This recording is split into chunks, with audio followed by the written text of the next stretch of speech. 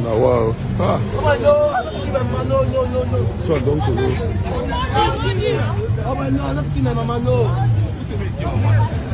Oh, wow. Son, I'm mental.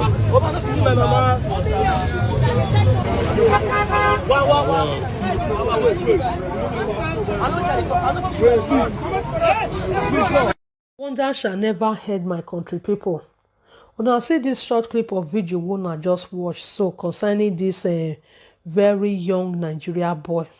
As I come across the video for inside Facebook, now I begin come the watch show.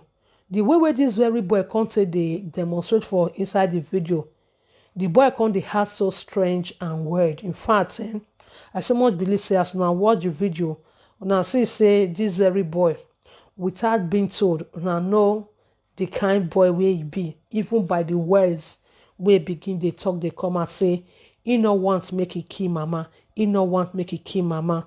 They say by their fruits you shall know them, by their doings you shall know them. As I come begin come dey listen to the word wey come dey talk say no want make he kill mama, now I say okay, now dem be this, now dem be this. Now all those boys wey get that getting rich syndrome, getting rich quicker without not going through the legit way. Now it be this. Now only them. Now they make this kind of confession, say they don't want me them kill mama. So now it make me say make I carry and come here, make we come deliberate on this whole matter. The word where this very boy they talk so, say no want make it kill mama. It is so very, very kind of surprising to even get to know say this boy don't go put his hand for where not supposed to put his hand, but by the time we come reach there, it can't be like say wetin they can't demand from her, it was over him. And if forget say there is never a time, many of you young boys out there where they so desperate, make una know this thing for na score. Anytime you want to go and ask the devil for something, devil can never give it to you without him not taking something that is so dear to your heart, without him not demanding that thing where you yourself you know say you value.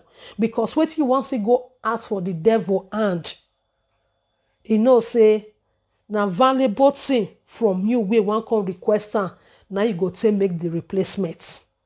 Many of you fail to know this. By the way, who they pursue now they go. Who they pursue now they go where be say una no want make una follow the right step. Walk make una go learn, una go say no, una not go learn walk. Make una go look for something meaningful to do with una life. Based on say some of una not even get anything una they do apart from sitting down in the front of computer, thinking of how una want to get rich quick so that una go they go party to party, una go buy Venza, una go the boss champagne of thousand. Una go come out for social media, the money una no sweat put, una no walk through legit way. Una can't go the flaunt time for social media. After the old flaunting, within few months, that money una don't go get from the hand of the devil. Una not go see how to flaunt again because many of you will not be able to continue the procedures. Una see this life, this life. If many of una sit down, una think of what una they put una hand at this una age. Una supposed to know say a time go come. Una go come think back. Una go say, hey, una make the greatest mistake. Una go they use una own blood till they look for money.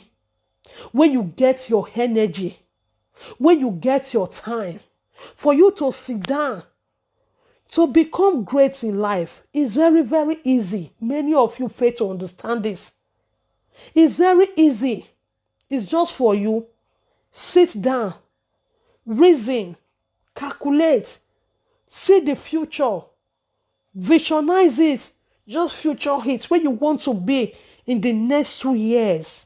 In the next 5 years, what you want to achieve, begin to dream it. Even though say you never even get work now, as long as you are being so serious to look for something to do, so that you will be able to acquire those things when you want to achieve in the next 5 years. Before you know it, everything will come to your doorstep.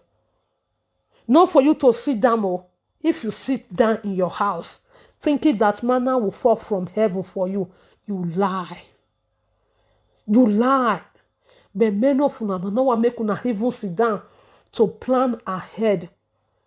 Make Baba God they hear una prayer. Make Baba God they see your tears. And you really want your life to be in the next 2 years, in the next 1 year, in the next 10 years. No. New strategy wey many of una just come dey do now.